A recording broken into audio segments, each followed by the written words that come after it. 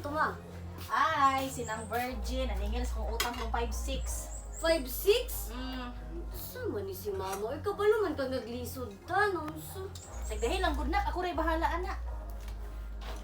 Nak, kaon na, nak. Pasensya kayo na ka. Wala lagi tayo sudan. Okay ra ma, oy. Wala pa naman po ko karon. Dili ka mukha o, nak? Aw, sige. Aray mong balon, nak, o. Pasensyahe kayo, nak, ha? Kay wala gid ko'y kwarta karon. Bawi ako sunod.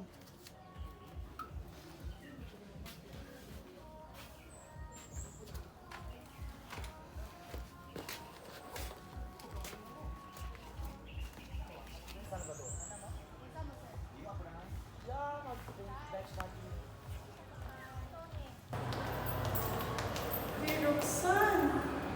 Late naman kayo ka. So, parang nagsisimong bantay mo kasi mga gato. Gahay ko ko, uy. Uy, okay ra ka? Magdilig din siguro ko. Mga to ko sa office nga ron. Kaya magbayad ko, magkakan ko sa kayo ng March school fair. Tapos last day, nakarong mas ikaw na lang wala ka bayad. Ilan may payment, ano? 50 pesos. Last na regalo ko. Sorry Sige, yun. ito na lang man yun. Eh, pwede. Sunod na lang. Ikaw guro yung ima, pero I don't know kay last naman ko daw ka, last day naman niya. Pinaduhan biya ni. Sige.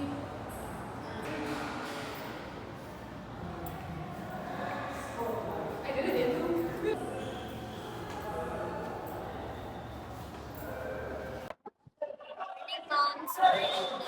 Well, I got the morning time. Okay, okay, class dismiss.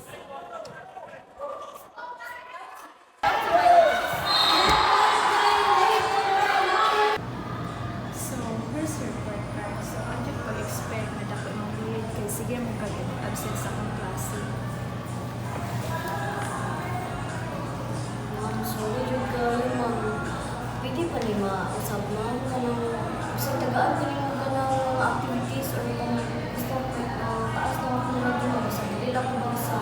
No, dili na dyan pwede kay ikaw na nakapagtanan para ila ko yung grade. O na dyan na siya. Hindi na dyan malalagay. Luwi-luwi.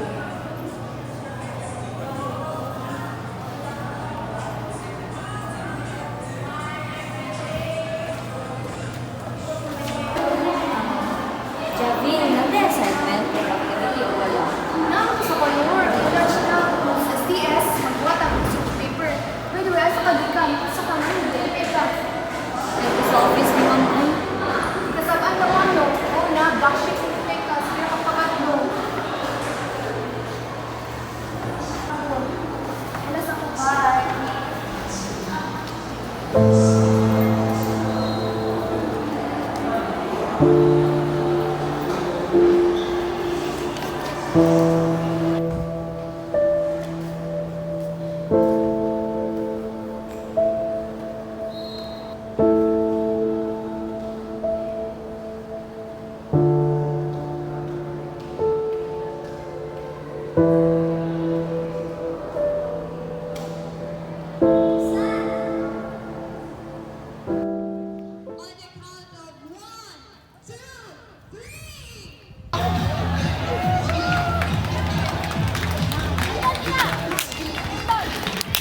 So may problema ni mo? Isa man nilaw? Di, pasabton ta ka. Baby? Ano si baby? Oo, tapos sa imong kabit, uy. Morning, pulinin mo na ako. Ginom dira. Bi, di na mo imong guna-una. Dili mo! Kita ka sa kong duha ka mata! Ama ko nagkulang! Ikaw, gibuhat mo punta ko natan, di ba? Ano naman? Asa pa may kulang na ako?